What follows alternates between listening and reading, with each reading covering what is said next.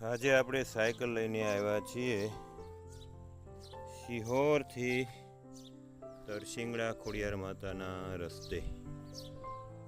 જો રસ્તો કંઈક આવો છે.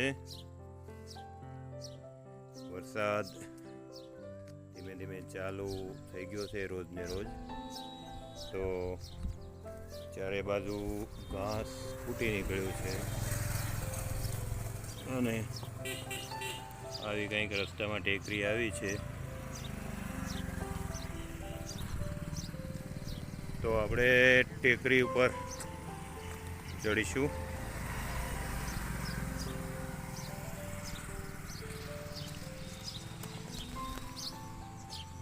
આવી ટેકરી છે.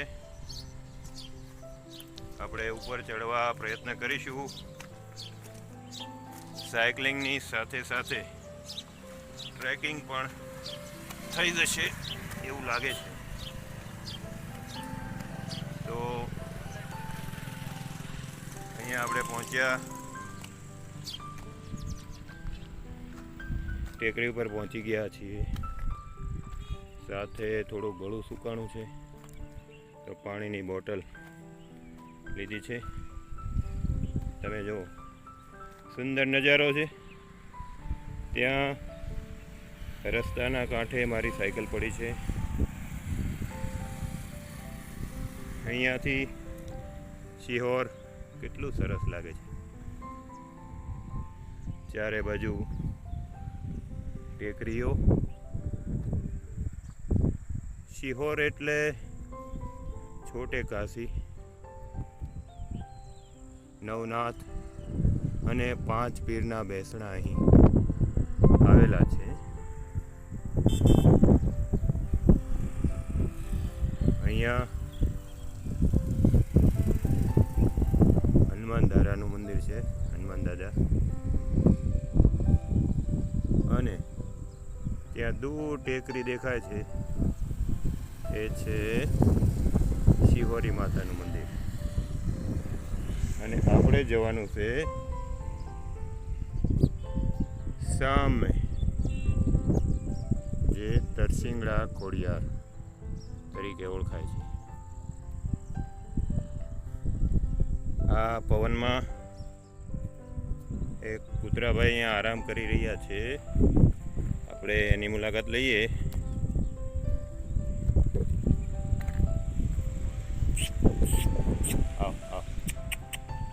જો એને કંઈક અજાણ્યું લાગ્યું એટલે એને ચાલતી પકડી છે, પણ પવન સારો આવે છે, એને ડિસ્ટર્બ કરીએ આપણે એ બદલ. રસ્તામાં જો આ ઉદયનો મોટો રાફડો આવ્યો, જબરદસ્ત છે.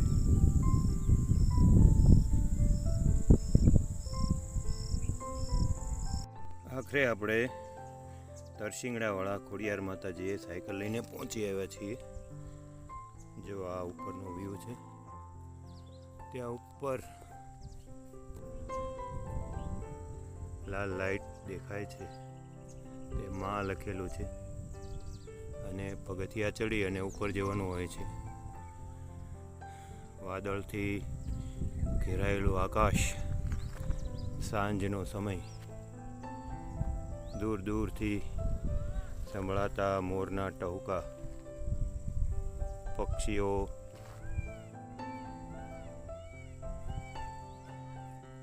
મોરના ટહુકા આપ સાંભળી રહ્યા હશો. પક્ષીઓ પોતાના માળામાં પાછા આવી ગયા છે.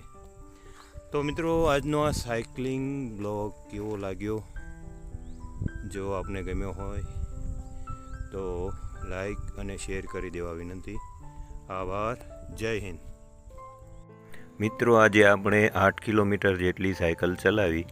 આપની સાથે પણ સાયકલિંગની કોઈ સ્ટોરી જોડાયેલી હશે તો એ સ્ટોરી મને કોમેન્ટમાં શેર કરી દેવા વિનંતી.